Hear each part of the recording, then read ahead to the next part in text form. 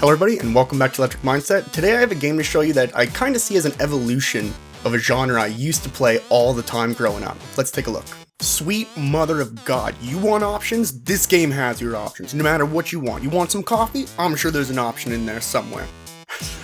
Seriously though, jokes aside, the game has a ton of graphic settings and even more gameplay settings to tailor your experience to what you want. My first impression of the game was actually a bit overwhelming, obviously. I've always been a fan of game dev sims, but this game is really going for the big time. Every system you might be used to seeing in a game dev civ is there, but expanded upon, taking them to a whole new level. Fortunately, there's a pretty good tutorial given at the beginning, if you so choose. The game is you making your own developer and going from solo dev to leader of the industry, sucking up other studios if you want. If you keep buying competitors and leaving their lifeless husk behind, then you could technically do an Electronic Arts roleplay. Like I said, the gameplay touches on nearly every aspect of game development in some way, from training and research all the way to purchasing shares and building your own tech.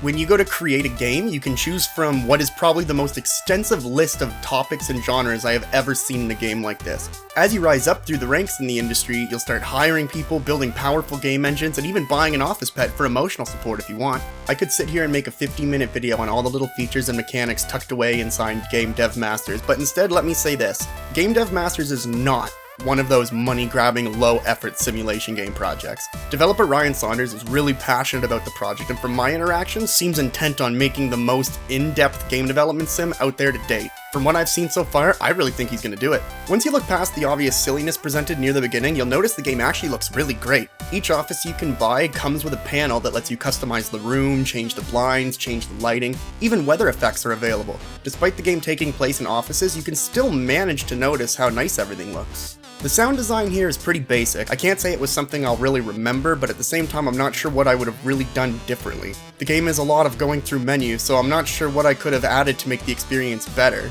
I will say that the developer really wins bonus points by allowing you to choose what track the game is playing through the office wall panel.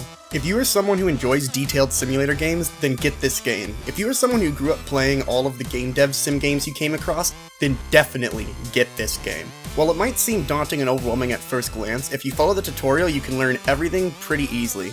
The experience will reward those who stick with it, kind of like real game development. If you like the game, then you can pick it up in the description at $17.50 Canadian, which is a good asking price for the experience and replayability. Lastly, thank you so much to Ryan Saunders and the Indie Game Collective for allowing me to show this game to you. The amount of cool games I have been able to choose from thanks to the Indie Game Collective has been awesome, and I'm even more thrilled to hear that so many people are enjoying these videos. You've all made me so happy. Well, that's what I wanted to show, and if you enjoyed the video, it would really be helping me to support more developers if you like and subscribe for more content from me.